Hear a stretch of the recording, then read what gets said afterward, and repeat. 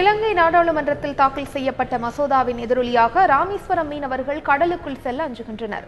சர்வதேச எல்லை தாண்டுதல், இருமடி வலைகளை பயன்படுத்தினால் 2 கோடி முதல் 20 கோடி வரை அபராதம் விதிக்கும் கடற்தொழில் சட்ட திருத்த மசோதா இலங்கை நாடாளுமன்றத்தில் தாக்கல் செய்யப்பட்டது.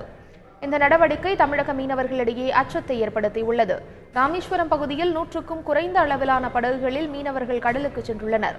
சுமார் 800 விசைப்படகுகள் கரையில் நிறுத்தப்பட்டுள்ளன. இந்த சட்ட திருத்த மசோதாவை திரும்ப பெற இலங்கை அரசுக்கு மத்திய அரசு அழுத்தம் கொடுக்க வேண்டும் என வலியுறுத்தப்பட்டது. இலங்கை கவர்மெண்ட் ஒரு மசோதா தாக்கல் பண்ணியிருக்காங்க.